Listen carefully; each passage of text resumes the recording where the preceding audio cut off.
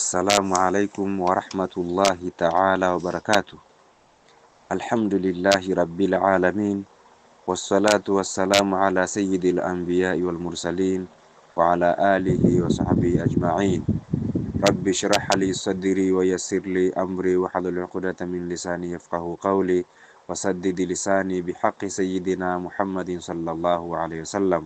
Allahumma 'allimna ma la na'lam wa fahimna ma la nafham wa dhakkirna minhu ma nusina wa a'tina ma natlub birahmatika ya arhamar rahimin.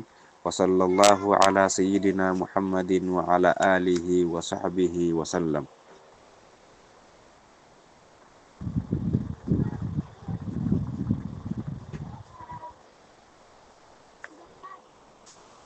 Tupo katika mlango unaozungumzia sunna za swala.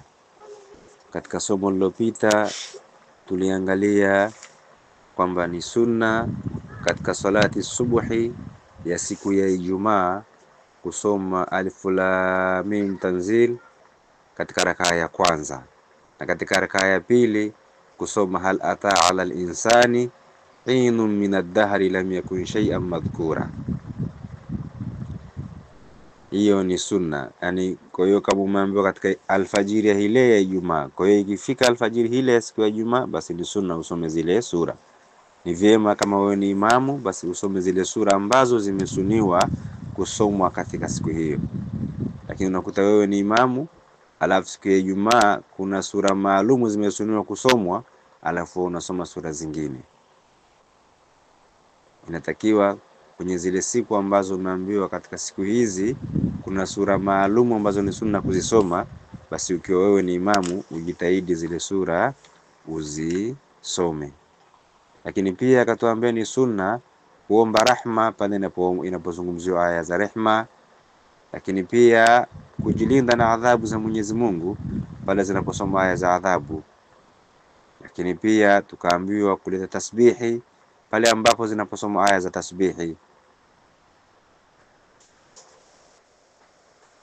Lakini pia akatueleza katika baadhi ya sura, kwa mfano mwisho wa surati Tin na surati Al-Qiyama, yani la uqsim biyawmil qiyama, akifika mwisho wa hizo sura, akafika mwisho wa sura wa Tin wa Zaituni kule mwisho akasema alaysa Allahu biahkamil hakimin, basi wewe unatakiwa useme bala wa ana ala dhalika minashahidin. Au kwenye la uqsim biyawmil qiyama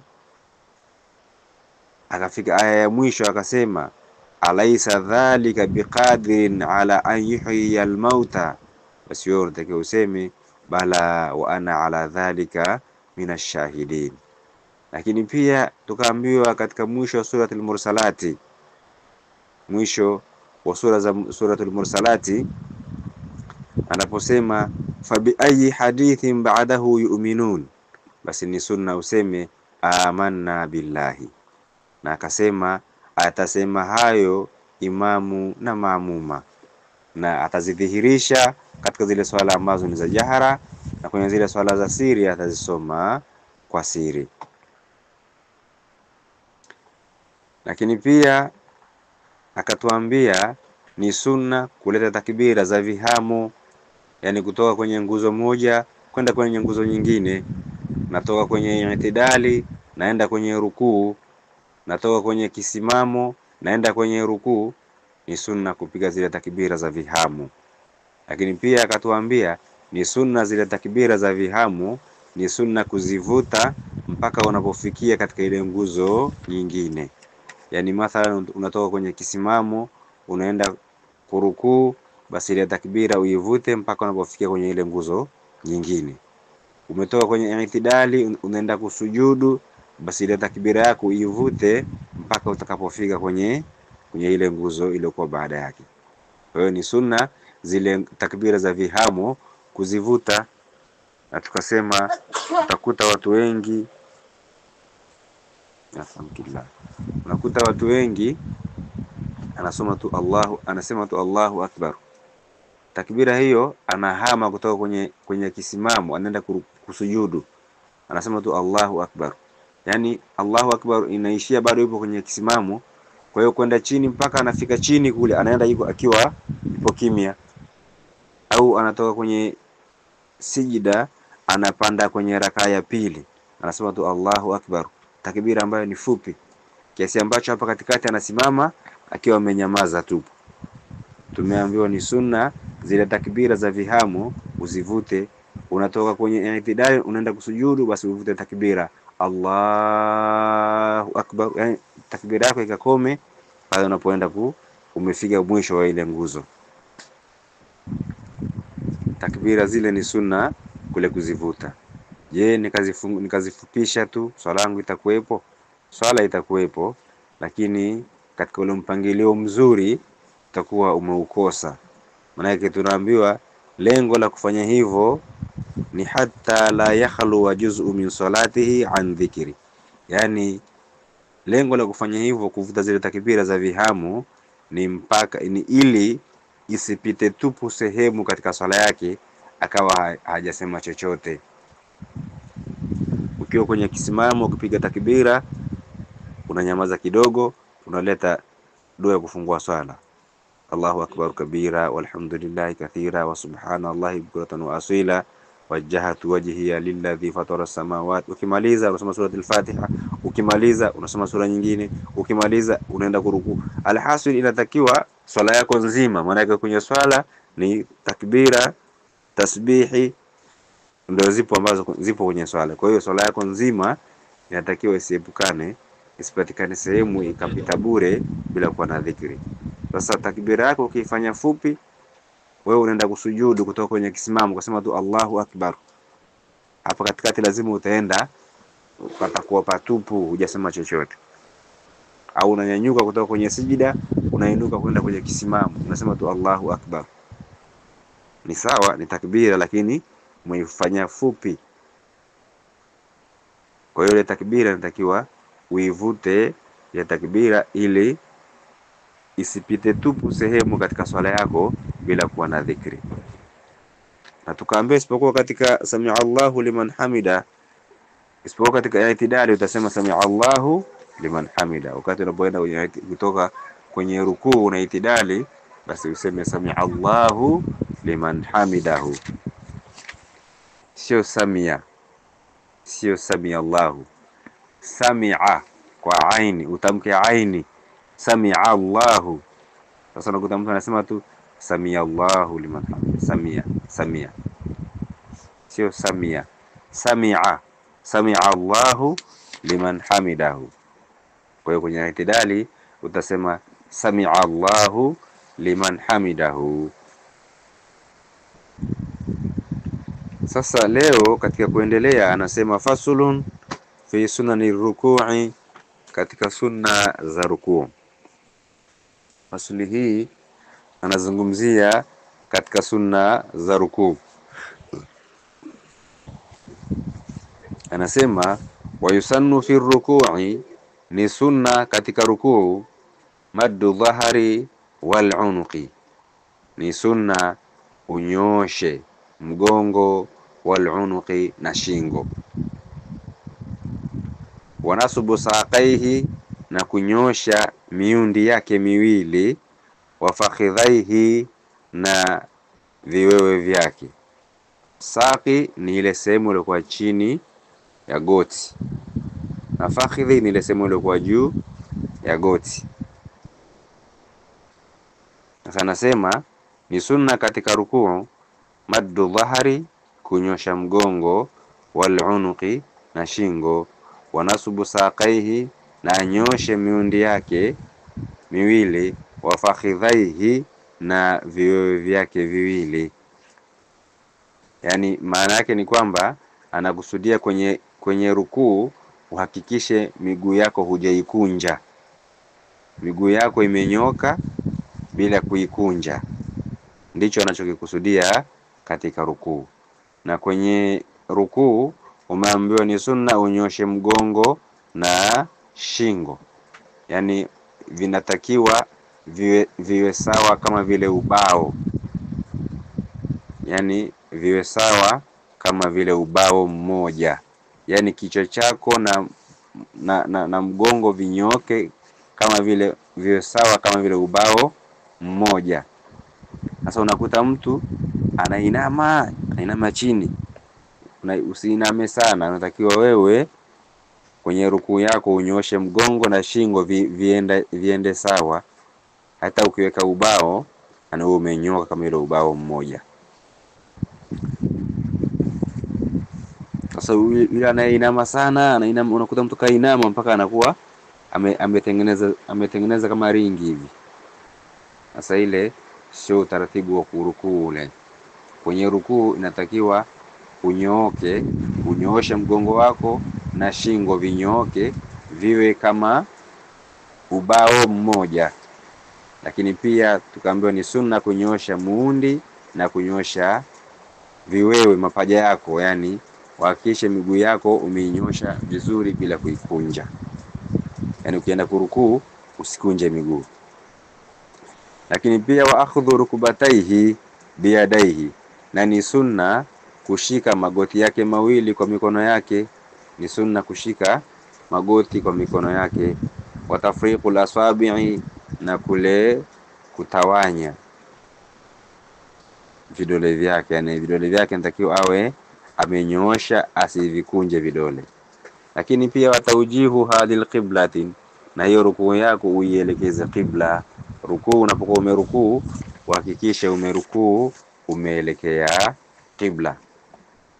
Wayaqulu, na aseme katika rukuu, aseme subhana rabbiyal azim wa bihamdihi, aseme subhana rabbiyal azim wa bihamdihi. Hizo ndio dhikri ambazo unatakiwa uzilete katika rukuu.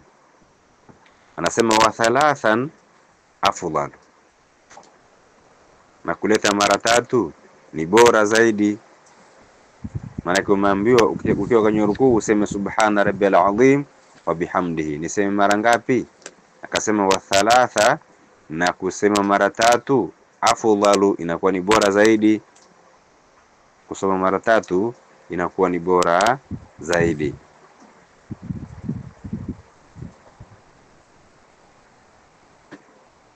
Wakati imeshuka aya inayosema fasabbih bismi rabbikal azim katika surati al-Waqi'a, Mtume sallallahu alaihi wasallam akasema ij'aluha fi ruku'ikum, hizo tasbihi basi mzifanye katika rukuu yenu, katika rukuu zenu basi mumsabihi Mwenyezi Mungu. Fasabbih bismi rabbikal azim kwenye surati al-Waqi'a, Mtume akasema ij'aluha fi ruku'ikum, basi mzifanye hizo tasbihi ziwe katika rukuu zenu. Na pindi iliposhuka sabbihisma rabbikal a'la, Mtume akasema ij'aluha fi sujudikum, zifanyeni ziwe katika sijida yenu, katika sijida zenu. Ndio maana subhana rabbiyal azim wa bihamdihi tunazileta kwenye rukuu, na subhana rabbiyal a'la wa bihamdihi tunazileta katika sijida. Na hizi ndizo zile aya ambazo umeambiwa kwenye tasbihi ulete tasbihi. Fasabbih bismi rabbika, sabbih isma rabbikal a'la, sema subhana rabbiyal a'la. Sabbih isma rabbikal a'la, useme subhana rabbiyal a'la. Imesomwa fasabbih bismi rabbikal azim, basi umsabihi Mwenyezi Mungu subhana rabbiyal azim wa bihamdihi. Imesomwa sabbih isma rabbikal a'la, basi useme subhana rabbiyal a'la. Hizi ndio katika zile aya, ziko nyingi. Kwa hiyo ukiwa unaifahamu Qur'ani, ni mwingi wa kusoma Qur'ani, utaziona aya nyingi, utajua kwamba hii ni ile aya ya tasbihi, hii ni aya ile ambayo nimeambiwa ni adhabu. Maana inapotajwa adhabu basi ni lazima umuombe Mwenyezi Mungu akuhifadhi. Yaani ni sunna kumuomba Mwenyezi Mungu akuhifadhi na zile adhabu. Kwa hiyo ukiwa ni mwingi kusoma Qur'ani, waweza kuzipata hizi aya ipi na ipi na ipi na ipi ya rehma, ipi ya adhabu. Utazifahamu zote hizi ikiwa ni mwingi kusoma Qur'ani. Wanasema wa thalathan afdalu, na kusema subhana rabbil azim bihamdihi kwenye rukuu, kusema mara 3 inakuwa ni bora zaidi. Lakini sasa anasema wayazidul munfaridu, atazidisha yule ambaye anayeswali peke yake. Ukiswali peke yako utazidisha, usemaje? Useme baada ya kusema subhana rabbil azim bihamdihi, useme allahumma laka raka'tu wa bika amantu wa laka aslamtu khasha'a laka sam'i wa basari wa mukhi wa 'azmi wa 'asabi wa mastaqallat bihi qadami lillahi rabbil alamin. Ikiwa unaswali peke yako, basi utasema subhana rabbil azim bihamdihi mara 3, alafu utaongezea, ni sunna kusema allahumma laka raka'tu wa bika amantu wa laka aslamtu khasha'a laka sam'i wa basari wa mukhi wa 'azmi wa 'asabi wa mastaqallat bihi qadami lillahi rabbil alamin. Useme maneno haya ukiwa kwenye rukuu, ikiwa wewe unaswali peke yako. Anasema wayazidul munfaridu, atazidisha yule ambaye anaswali peke yake. Lakini vile vile wa imamu mahsurina, na imamu wa wale maamuma waliodhibitika, radhu bitatwili, ambao wao wameridhia kwa kule kurefusha, na yatasema hivyo. Kama wewe ni imamu unaoswalisha watu wako, unajua watu wangu ndo hawa si wasafiri, hawana haraka zozote, na umeridhia kwa kurefusha, basi utarefusha. Utasema Allahumma laka raka'tu wa bika amantu wa laka aslamtu khasha'a laka sam'i wa basari wa mukhi wa 'azmi wa 'asabi wa mastaqallat bihi qadami lillahi rabbil alamin. Basi ikiwa ni wewe unaswali mwenyewe au ni imamu wewe na maamuma wako wameridhia kwa kule kurefusha, basi baada ya kusema subhana rabbil azim bihamdihi, ni sunna kusema maneno hayo ambayo yaliyoongezwa. Ikiwa unaswali peke yako au wewe ni maamuma lakini na wale maamuma wako wameridhia kule kurefusha kwako, basi ni sunna kusema maneno hayo. Hii ni katika rukuu. Lakini anasema katika sunna za i'tidali, katika i'tidali anasema yusannu idha rafa'a ra'sahu lil-i'tidali, ni sunna anaponyanyua kichwa chake kwa ajili ya i'tidali, ayakula, ni sunna aseme sami'a Allahu liman hamidahu, ni sunna aseme sami'a Allahu liman hamidahu.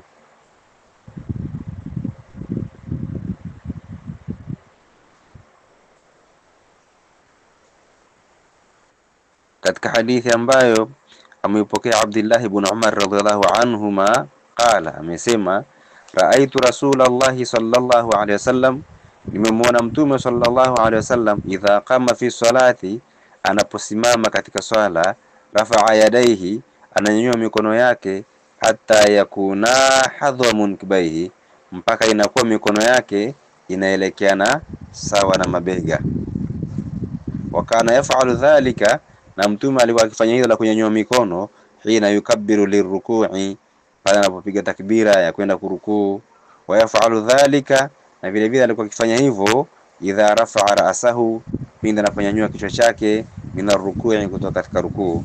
Wa yaqulu, na alikuwa akisema sami'a Allahu liman hamidahu, na alikuwa akisema sami'a Allahu liman hamidahu, wala yaf'alu dhalika fi sujudi, wala alikuwa hafanyi hilo la kunyanyua mikono katika sijida. Kwa hiyo anasema wa yusannu idha rafa'a ra'sahu lil-i'tidali, ni sunna anaponyanyua kichwa chake kwenda kwenye i'tidali, an yaqula, ni sunna aseme sami'a Allahu liman hamidahu, aseme sami'a Allahu liman hamidahu. Katika hiyo hadithi ambayo ameipokea Abdullah ibn Umar, amesema kwamba yeye sema raaitu Rasulullah sallallahu alaihi wasallam, nimemwona mtume sallallahu alaihi wasallam, idha qama fi salati rafa'a yadayhi.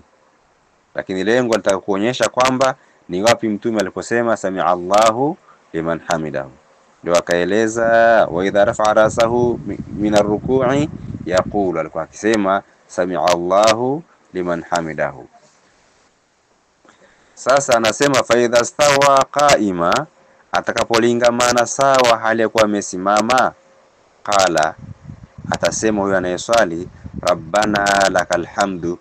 Ukishasimama umenyooka sasa, ndio utasema rabbana lakal hamdu mil as-samawati wa mil al-ardi wa mil ma shi'ta min shay'in ba'du. Fa idha stawa, atakapolingamana sawa, qaiman, hali ya kuwa amesimama, qala, atasema rabbana lakal hamdu mil as-samawati wa mil al-ardi wa mil ma shi'ta min shay'in ba'd.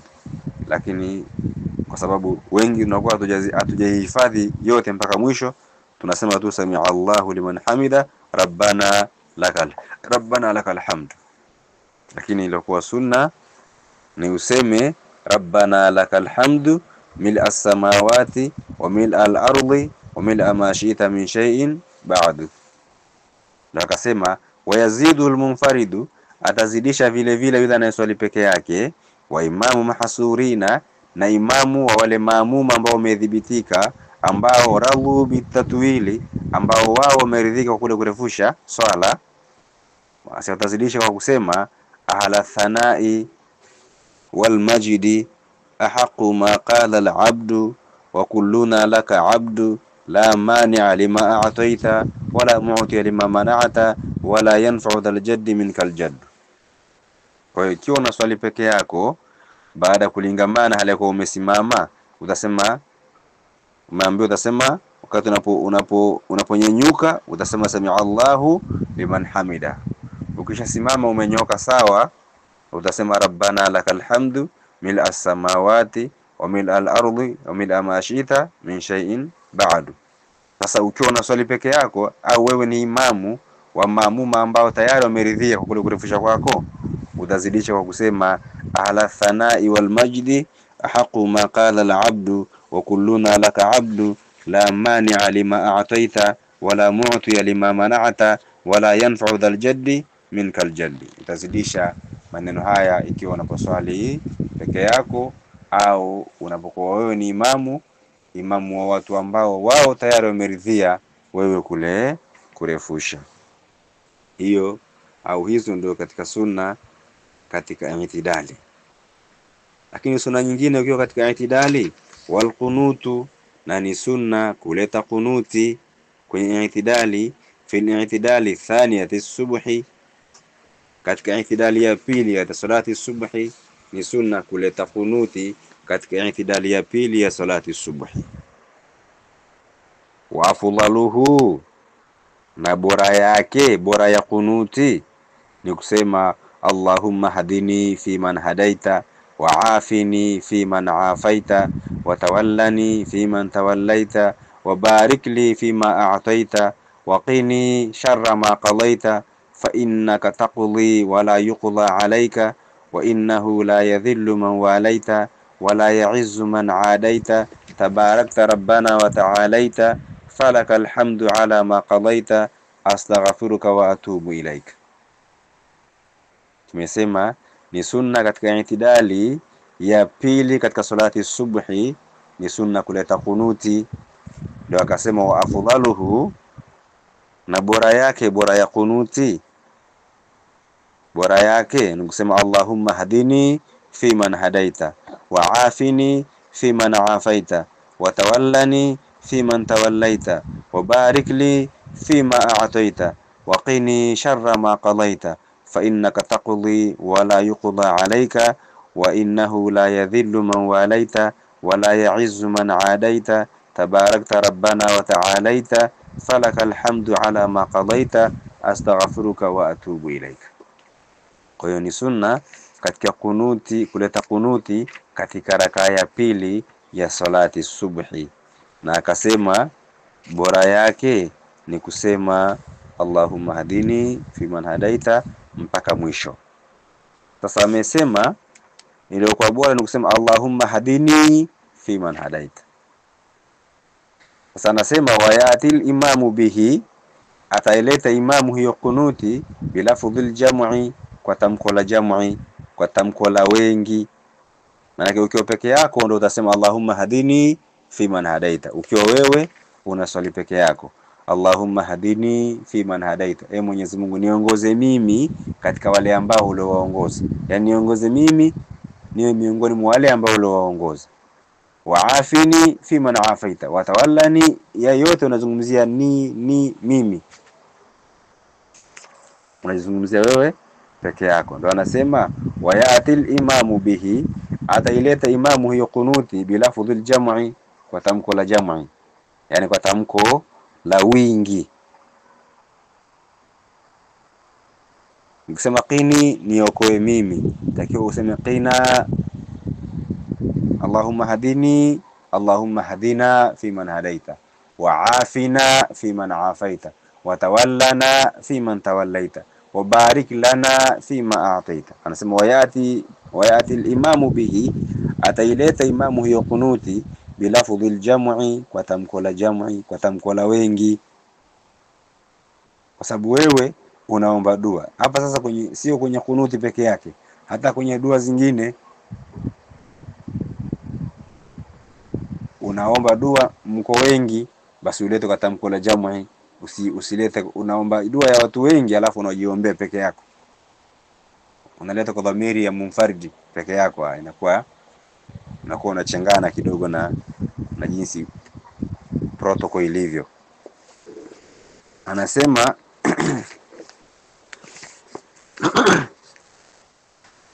wayati al-imamu bihi, ataileta imamu hiyo kunuti bilafdhil jam'i, kwa tamko la wingi. Allahumma hadina fi man hadaita, wa afina fi man afaita, wa tawallana fi man tawallaita, wa barik lana fi ma a'taita, wa qina sharra ma qadaita, wa qina sharra ma qadaita. Kwa hiyo ataleta kwa tamko la jam'i ikiwa wewe ni imamu.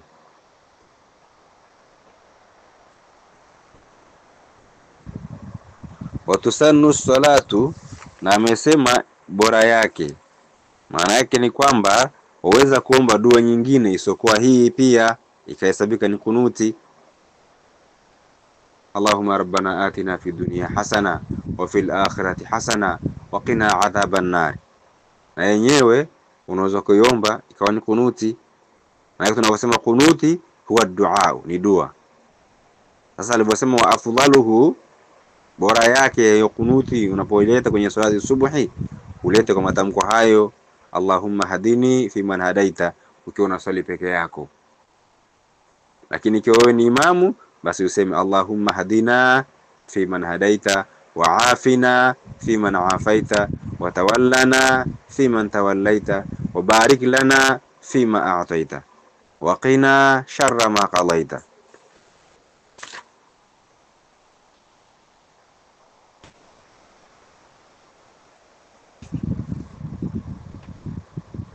Sema al-qunutu huwa ad-du'a, kunuti ni dua.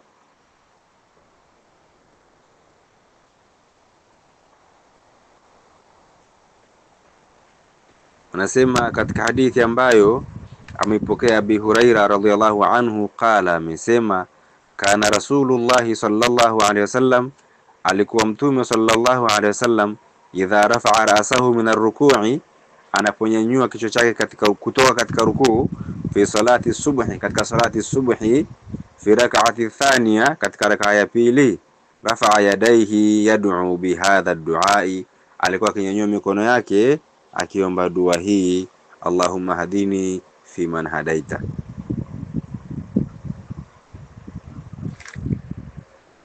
Tunasema ukiwa wewe ni imamu utaleta kwa tamko la wingi. Wayusannu salatu wa tusannu salatu wassalamu ala nabii sallallahu alaihi wasallam fi akhirih, ni sunna kumtakia rehma na amani mtume sallallahu alaihi wasallam fi akhirih, katika mwisho wa kunuti.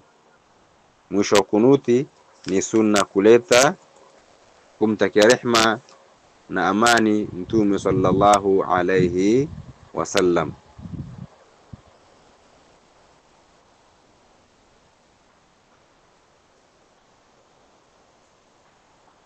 Yani ile kusema wa sallallahu ala sayyidina Muhammadin wa ala alihi wa sahbihi wa sallam.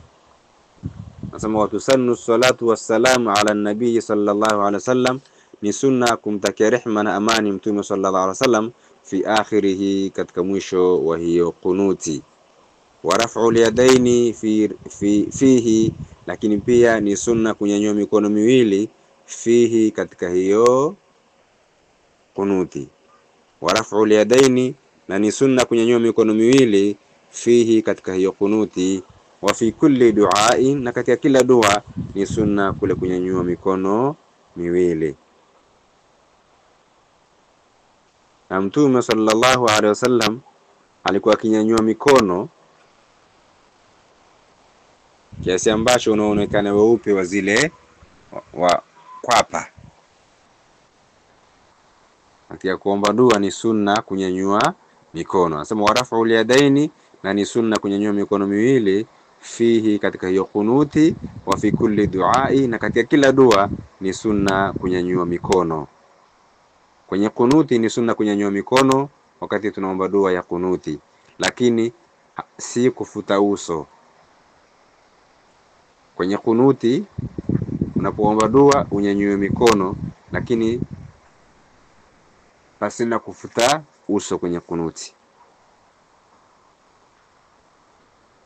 Sasa nakuta watu wengine hata kwenye kunuti wanafuta uso. Akishasema wa sallallahu ala sayyidina Muhammadin wa ala alihi wa sahbihi wa sallam, anafuta uso. Kwenye kunuti hautakiwi kufuta uso. Wa raf'u yadaini, ni sunna tu kunyanyua mikono miwili, fihi, katika hiyo kunuti. Wa fi kulli du'a, na katika kila dua ni sunna kunyanyua mikono. Nyanyua mikono yako juu kumwomba Mwenyezi Mungu. Lakini tumesema katika kunuti sio sunna kufuta uso. Katika kunuti haitakiwi kufuta uso baada kumaliza dua ya kunuti. Wa sallallahu ala sayyidina Muhammadin wa ala alihi wa sahbihi wa sallam, unaitikia tu amin, kisha unashusha mikono, unaenda kwenye sijida. Lakini pia waljahru bihi lilimami, vile vile ni sunna kuidhihirisha hiyo kunuti kwa yule ambaye ni imamu. Waljahru bihi lilimami, na vile vile ni sunna kule kuidhihirisha kwa imamu.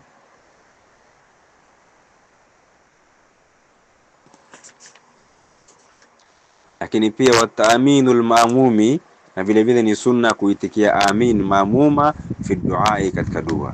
Wataaminu, vile vile ni sunna kuitikia amin almaamumi, wale maamuma, fi duai, katika dua ni sunna kuitikia amin. Kwa hiyo ukiwa wewe ni imamu, basi utaidhihirisha ile kunuti. Wa musharikatuhu fi thanai, na vile vile kule kushirikiana imamu na maamuma, fi thanai, katika zile sifa za Mwenyezi Mungu. Fa innaka taqdi wala yuqda alayka, wa innahu la yadhillu man walaita wala ya'izzu man adaita, tabarakta rabbana wa ta'alaita, falakal hamdu ala ma qadaita. Kuanzia pale ndio maana unakuta anasoma imamu Allahumma hadina fi man hadaita wa afina fi man afaita wa tawallana fi man tawallaita wa barik lana fi ma a'taita wa qina sharra ma qadaita. Alafu mnanyamaza, imamu ananyamaza pale, ndo kuanzia pale fa innaka taqdi wala yuqda alayka, pale ndo mnashirikiana imamu na maamuma. Fa innaka taqdi wala yuqda alayka wa innahu la yadhillu man walaita wala ya'izzu man adaita, tabarakta rabbana wa ta'alaita. Wa musharikatuhu fi thanai, na mtashirikiana imamu na maamuma fi thanai, katika zile sifa za Mwenyezi Mungu. Wa yusannu qunutuhu in lam yasma qunuta imamihi, lakini vile vile pia imesuniwa kunuti ya maamuma in lam yasma qunuta imamihi, kama hasikii kunuti ya imamu wake. Wa yusannu qunutuhu, ni sunna kuleta kunuti yake maamuma in lam yasma qunuta imamihi, ikiwa hasikii kunuti ya imamu wake. Inawezekana ukawa wewe ni kiziwi, hausikii kunuti ya imamu, unafuata jamaa, lakini kunuti ya imamu huisikii, basi ni sunna wewe uilete kunuti yako wewe mwenyewe. wa yakunutu fi sairi maktubati, lakini pia ataleta kunuti katika swala zingine za faradhi, linnazilatin, pale panapokuwa na matukio, pale panapokuwa na nazila, tunaposema panapokuwa na shida, aidha ni ya ukame au kumekuwa na maradhi, alhasil kumekuwa na shida yoyote ambayo inaisumbua jamii. Nasema wayakunutu, vile vile ni sunna ataleta kunuti fi sairi maktubati, katika swala zingine za faradhi, linnazilatin, pale panapokuwa na shida, pale panapokuwa na tukio, mathalan pakawa hapana mvua, pamekuwa na ukame, au pamekuwa na mlipuko wa maradhi, au pamekuwa na vita, basi ni sunna kule kuleta kunuti ili Mwenyezi Mungu aondoshe vile vita, Mwenyezi Mungu aondoshe yale maradhi, ili Mwenyezi Mungu aondoshe ule ukame. Basi ni sunna katika swala zingine za faradhi pia kuleta kunuti panapokuwa na matatizo, panapokuwa na matatizo kama vile ukame, au panapokuwa na maradhi, panapokuwa na mathalan panapokuwa na njaa, basi mnaweza mkaleta kunuti katika swala zingine za fardhi. Kwa leo tuishie hapa, wallahu a'lam.